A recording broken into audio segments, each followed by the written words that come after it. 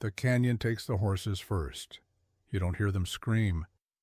You feel the air leave the wagon, the shift of wood snapping inward, and then the cold, hard hush of being upside down with your mouth full of dust. You come to with your cheek pressed to cracked leather, your knees tangled in a skirt not your own, and the sound of someone crying nearby, soft, not frantic, measured. You don't know where the road went, only that it's not beneath you anymore. 5 of you remain upright by dusk. The others, the ones whose names you never learned, whose dresses stayed clean the entire trip, are under the wreckage or gone down the cliffside with the wheels. No one says that out loud. You just count what's left. A half barrel of oats, 2 boots with no pair, 1 broken axle, 5 women, and a long rope that used to hold luggage, now knotted around a possibility. You are not the loudest among them, but you are the one holding the lantern when the sun vanishes. You check each face, not for beauty, not for age, for signs of who might splinter first. Sarah keeps moving. Josephine swears and throws rocks at nothing. Rebecca kneels by the wheel, hands bloodied, whispering to herself. Mary curls against a crate, eyes closed, lips trembling.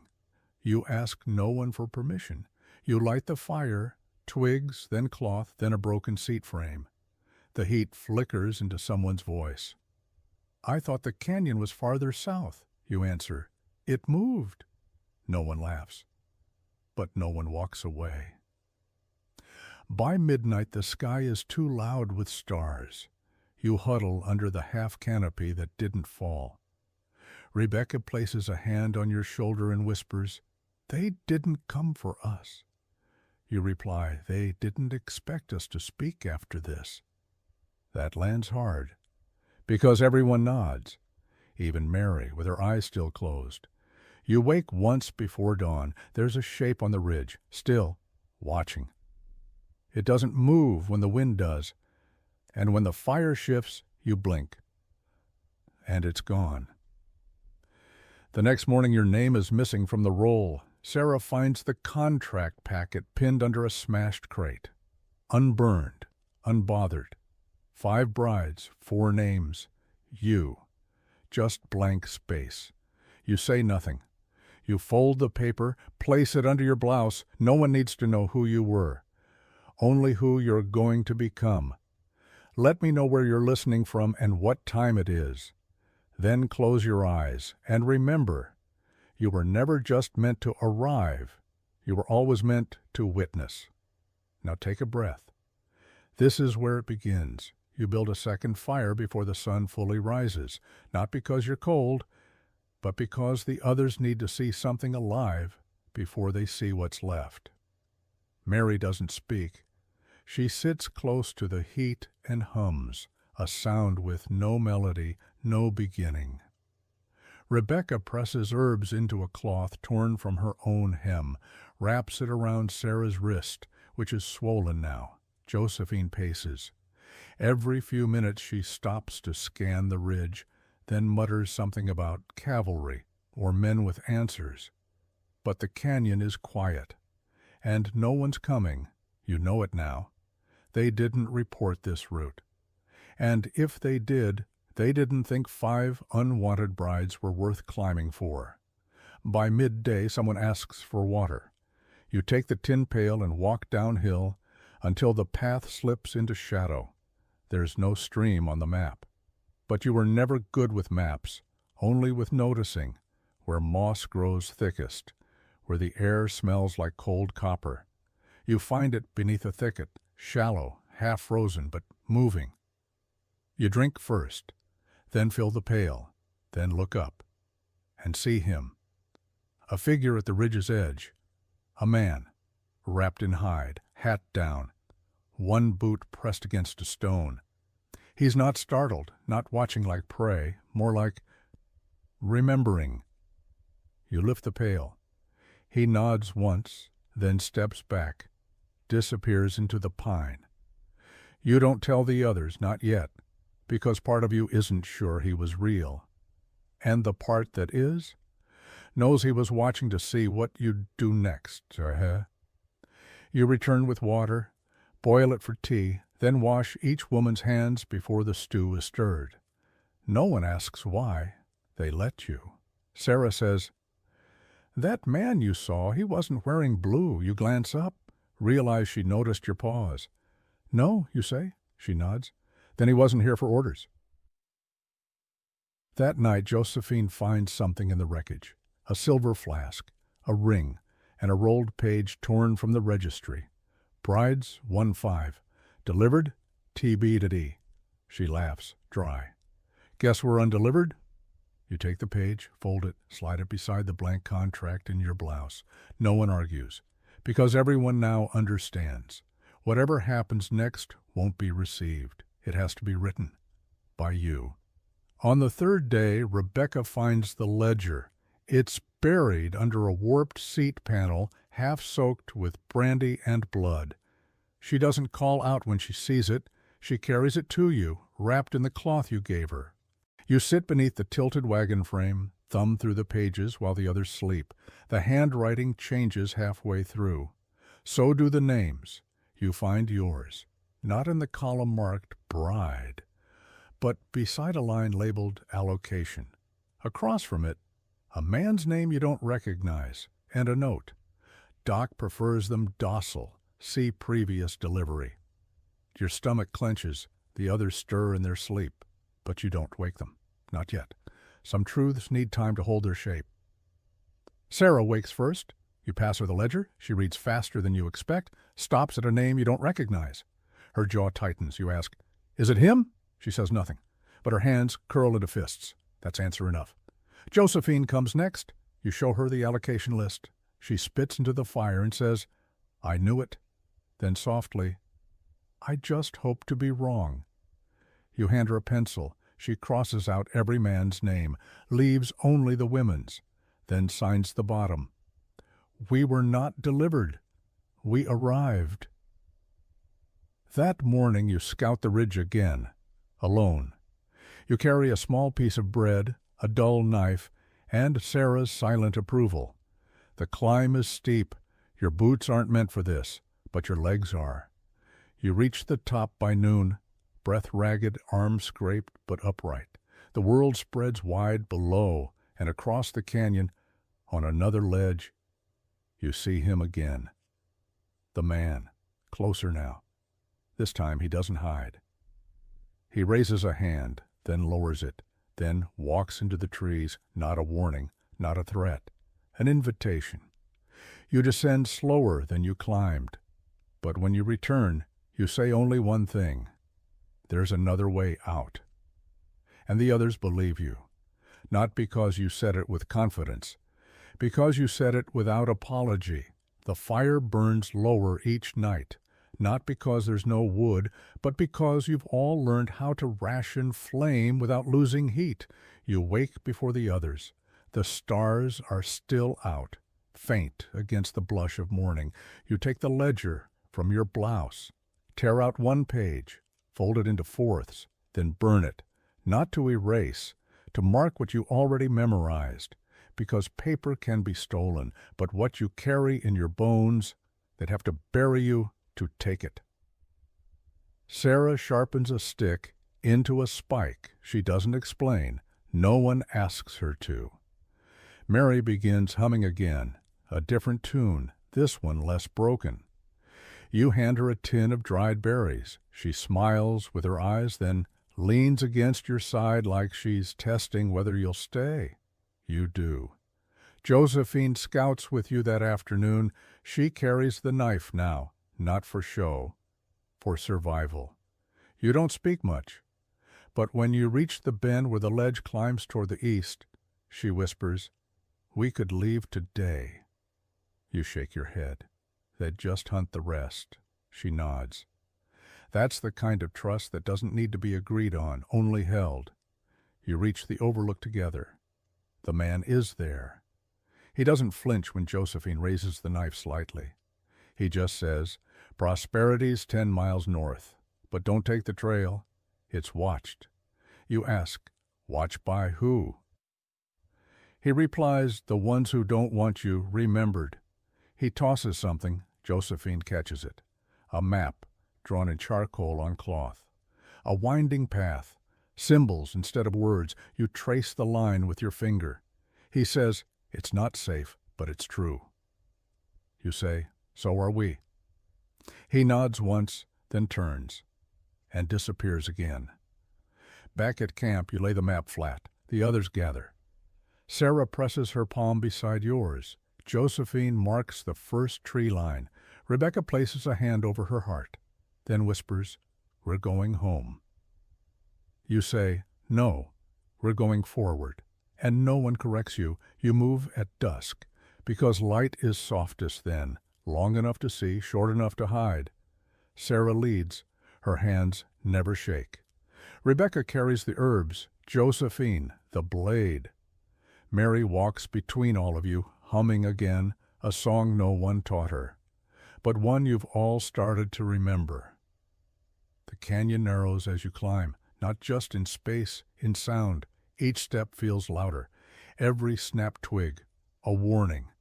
You adjust your breathing to match the group's pace. Steady, low, determined. No one speaks. No one needs to. By nightfall, you reach the outcrop Jackson marked on the map. That's his name now. You all agreed. The man who left water beside the cedar tree, the one who didn't ask what happened, only how far you needed to go. You find a tin box wedged in the rocks. Inside, one flint, 3 strips of jerky, and a page from a hymnal. Numbers circled, margins underlined. Sarah reads it aloud. You realize their coordinates, buried beneath scripture. Josephine laughs once. Of course the church would use guilt to hide escape. You smile, but it's thin, because if they've been hiding roots, then they've also been hiding names, maybe even graves. You camp beside a stream that smells like iron. You don't drink from it, but you bathe your hands, scrape the dust from your palms, say your name under your breath. Then say it again, not louder, clearer. The others follow suit, not in chorus, one by one, like vows, like remembering what it means to be plural. At dawn, you braid Mary's hair. She doesn't ask, but she leans into your lap like she knows what safety feels like now. Sarah sharpens a second spike. Rebecca wraps her wrists with cloth.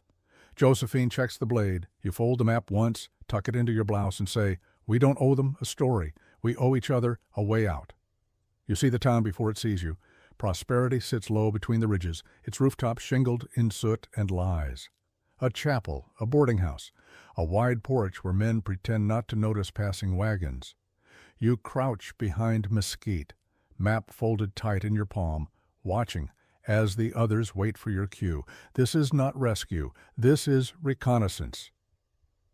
Jackson appears beside you, silent as dusk. You don't startle.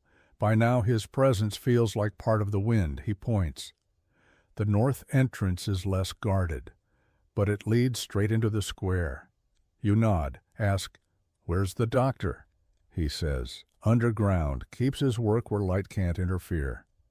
You don't ask what he means by work. You already know. Josephine volunteers to walk in first. She cleans the blood from her boots, adjusts her shawl, straightens her spine. You say, "Don't lie unless you mean it." She replies, "Then I'll be the most honest person there," and vanishes into the street. The rest of you circle west. Sarah holds the hymn page. Rebecca carries nothing. She's the fastest if anything breaks. You guide Mary by the elbow, her steps growing more sure with every echo of foot against stone. Jackson leads you to the back of the church, a window cracked just enough to allow entry. He boosts Sarah through. Then you. Inside, the air is thick with candle smoke and mildew. But the books are exactly where he said. Hymnals, 12 of them, each with codes carved into the binding, one marked with a red ribbon. Inside, a name, your name, beside it, to be reassigned. You press your fingers to the ink until it smudges. Whisper, "Not anymore." Sarah finds another. Rebecca's name, next to it, deceased. She exhales sharply, not grief, something older, a refusal to vanish. Outside, Josephine returns, eyes wide, jaw set. They're expecting new arrivals by the end of the week, 5 more. You close the book, say, then we don't just leave, we stay long enough to end the route. The room falls quiet. Then Jackson says, then you'll need more than a way out. You'll need a map they can't erase. You nod, unfold the page again, and begin redrawing it on the back of the ledger. You hide in plain sight. The town doesn't look closely at women, especially ones who don't speak much, who carry baskets instead of books, who walk the alleys and sweep the thresholds like they're just part of the dust. You become one of them, and then you become something else. Sarah works in the chapel. The preacher thinks she's pious. She's just patient. Each day she swaps one hymnal for another, marks the safe ones, flags the traps. Rebecca volunteers at the infirmary. The doctor lets her scrub the floor. She memorizes his schedule instead, finds the drawer with opium and the drawer with names. Some of those names were brides. None of them left town. Josephine cleans rooms at the boarding house. The madam watches her, but not closely enough. She swaps out contracts with hand-copied pages. The ones with real signatures now belong to you. Mary reads aloud in the square. Children gather. She teaches them the hymn code, turned into a game no one suspects, because no one expects the softest voice to teach the clearest signal. You map the town from the inside out. Silos, storefronts, escape tunnels half dug and long abandoned. You draw it all on ledger paper, each corner, each name.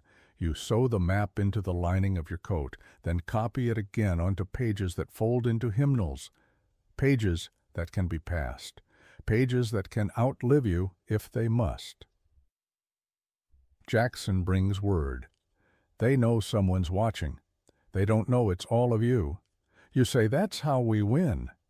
He nods, adds, they're moving up the shipment. Brides arrive in 3 days. Your stomach tightens. You say, then we burn it all in 2. No one flinches, because by now the silence between you is not hesitation. It's agreement. It's strategy. It's how wars are fought when no one lets you call it a war. You mark the calendar with a scrap of red cloth, pinned to the post behind the chapel, hidden beneath a hymnal box. It's not a signal anyone would notice, except for the 5 of you and him. Jackson nods when he sees it. 3 days left, but you'll take the town in 2. That night you hold council in the back storeroom of the general goods shop. The owner's deaf. He pretends not to see. Mary draws the layout from memory. Josephine revises it. Rebecca adds the tunnels. You finish by writing one name in the center, Prosperity, then cross it out. Beneath it, Exit. Sarah closes the book, says, let's make them regret forgetting our faces. You break into 3 teams. Josephine and Mary will replace the contracts. Rebecca and Sarah will disable the gate lock. You'll carry the pages, the map, the evidence. You don't need weapons, only copies, only proof. Because when justice is denied, documentation becomes rebellion.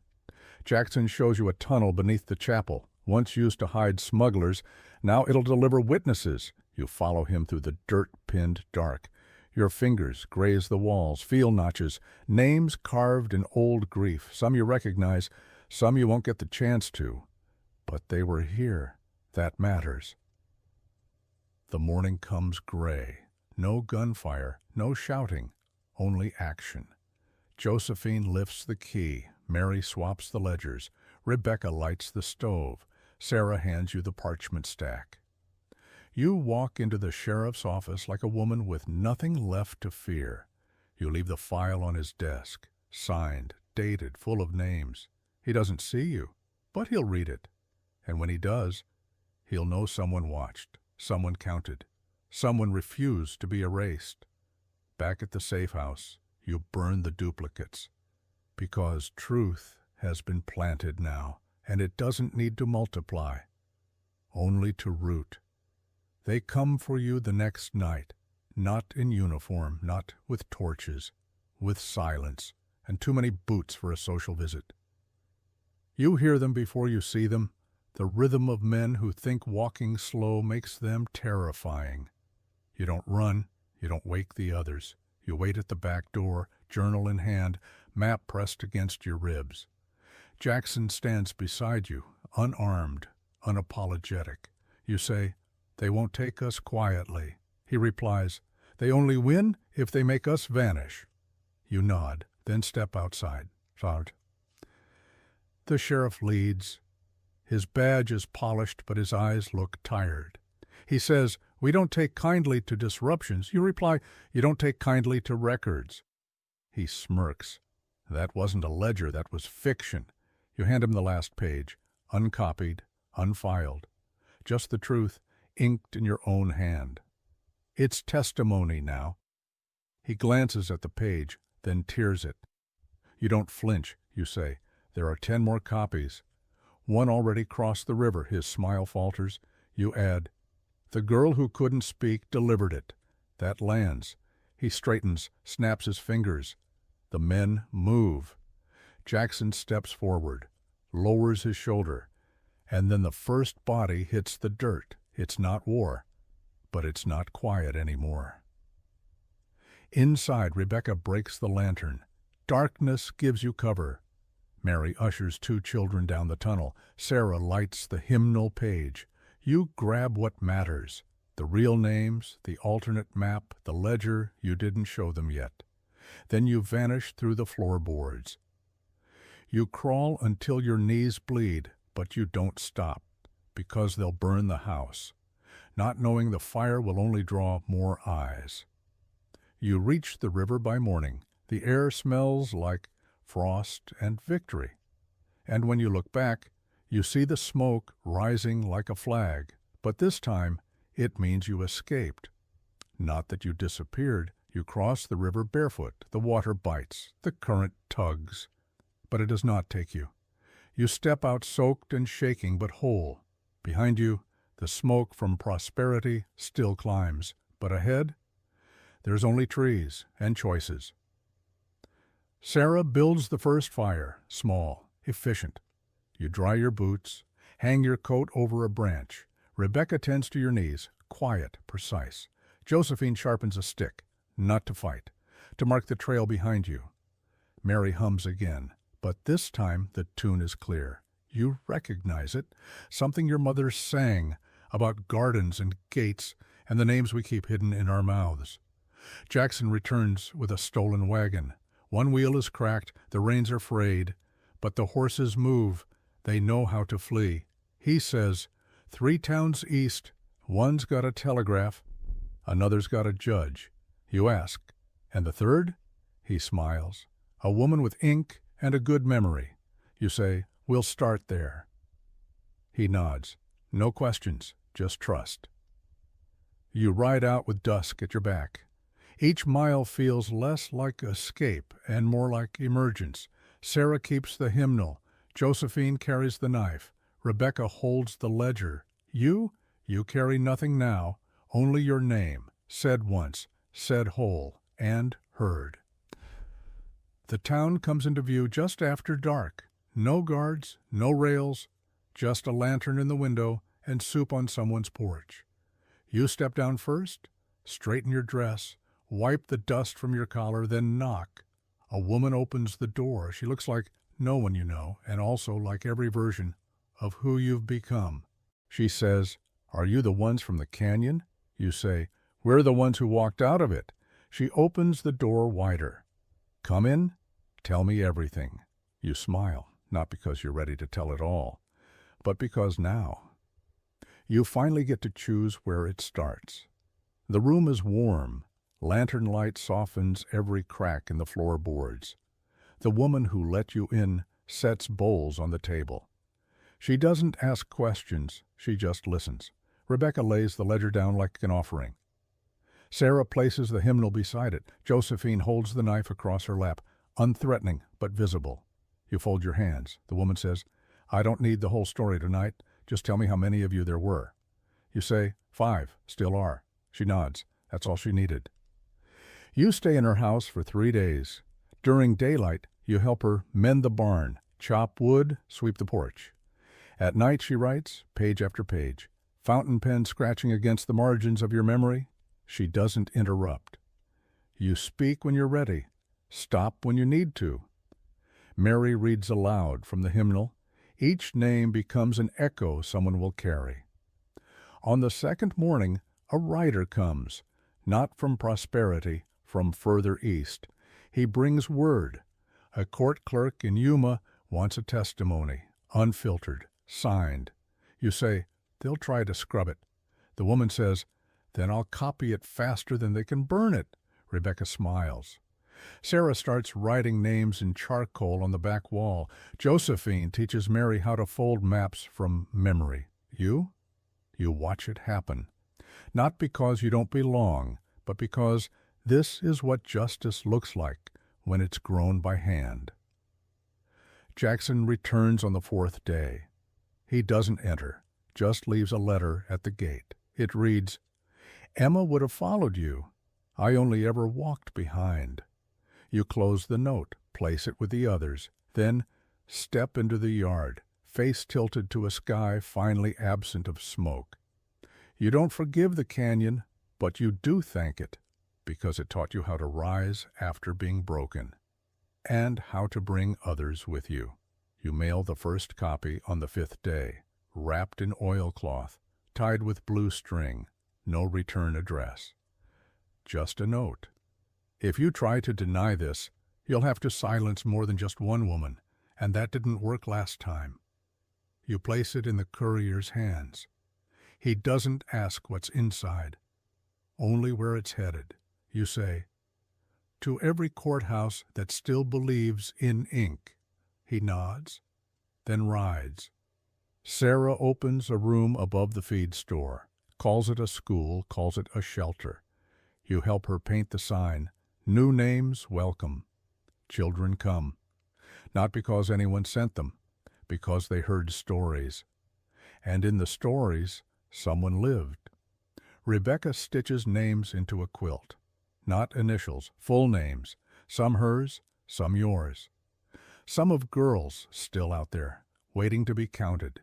She hangs it in the window. Every passerby sees it. No one tears it down. That's how you know you're in the right place. Josephine disappears for 2 days, returns with 2 women in torn dresses and a boy who won't speak. She doesn't explain, doesn't need to. You clear a room, warm water, sew new buttons. The boy speaks after his second bowl of soup. He says, "Are we safe here?" You answer, "As long as you stay true to what you saw." He nods, then sleeps through the night. Mary begins writing a book.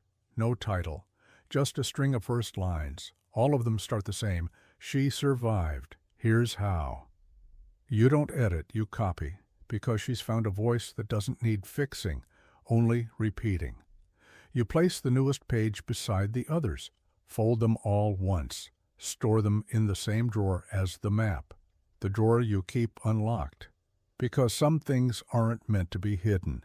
You wake early now, not from fear, but from habit. The quiet doesn't feel threatening anymore. It feels earned. You open the shutters. Light spills across the quilt. Rebecca adds another name. She says, "That one never got out of prosperity. But she wrote 3 letters." You nod. Then sew in the next square. It's green, for growth, for resistance, for the way even buried things try to rise. Sarah posts a schedule by the school door. You read it smiling. Not because the time slots are perfect, they aren't, but because there's structure now, stability, and no man is required to hold it up. A girl from town chalks a new word on the side of the building, reclaimed. Mary underlines it the next day, twice. Josephine teaches the newcomers how to track, how to read wind, how to fold fabric to hide documents, how to walk with your body like it's not asking permission. You watch her from the porch, a bowl of peeled apples in your lap. Each peel curls like ribbon, falling to the dirt like something that no longer needs to protect its core.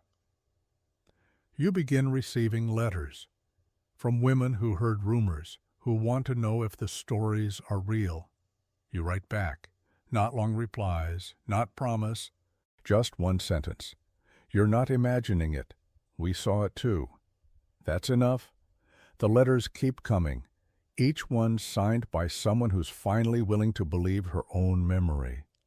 You plant seeds outside the kitchen door, herbs mostly, but one row of marigolds. Rebecca says, those are for the ones who never made it. You say no, they're for the ones still on the way. Because this house isn't just for survival, it's for return. And you've started laying a path lined with color, so no one who walks it again ever doubts where it leads. The first woman who comes without warning arrives at sunset, dust on her boots, eyes hollow but steady. She doesn't knock, just stands near the porch, one hand on her hip, the other clutching something wrapped in cloth. You open the door, say, "You're not late." She nods, says, "This is all I brought." Hands you the bundle. Inside, a tin cup, a page torn from a church ledger, and a lock of hair braided into twine. You take them like relics because you know what they mean. Proof of movement, proof of leaving, proof of beginning again. Mary makes her a bed. Rebecca adds her name to the quilt. Josephine teaches her how to load a lantern. No one asks her story. She tells it anyway, but not with words, with help, with her hands. By nightfall, she's stitching a hem and measuring dry beans. You sit beside her while she sews, ask, "What do you want now?" She doesn't answer, but she smiles when she hears the children outside singing the map as a game. That's enough. Sarah paints a sign for the porch, white letters on pine wood. Unwanted no longer means uncounted. You hang it crooked on purpose, because perfection was never the goal. Visibility was. That week, you hold a gathering, no occasion, just a meal shared at dusk. Bowls passed hand to hand, names said aloud with intention.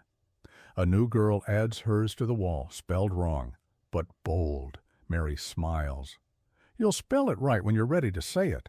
The girl nods, then eats like she hasn't in weeks. You watch her closely, not to monitor, to memorize, because someday she might carry this forward. And when she does, you want her to remember that her beginning started with firelight and being believed.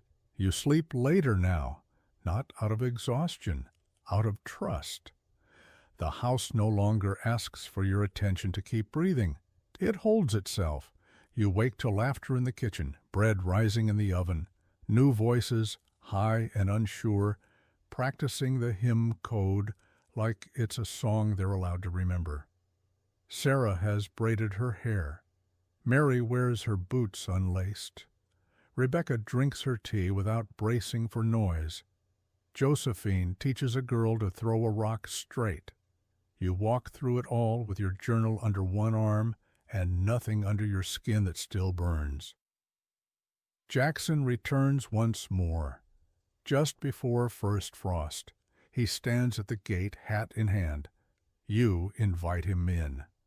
He doesn't stay long, just enough to place something on the table, a folded map. A second wrote, marked with notes in different handwriting. You ask, "Whose hand is this?" He says, "Emma's. She drew it before she vanished. I thought you should have it." You open the page, trace the ink, and know exactly where it leads, not just geography, legacy. That night you write your final journal entry, not because the story is over, but because it's strong enough to be passed. You write, "They crashed us to scatter us. We stayed to map the way through." You close the book, wrap it in cloth, place it on the shelf beside the hymnals and the ledgers and the letters too painful to read again. It belongs there now, not hidden, just waiting for the next hands to hold it. At midnight the fire burns low. You sit on the porch, watch the moon. You whisper her name, the first woman who didn't survive the canyon, the one whose face you never knew. You say, "You lit the path. We just followed." And somewhere in the stillness you feel her nod. You sleep easy, not because danger is gone, but because the escape became a home, and the home became a map.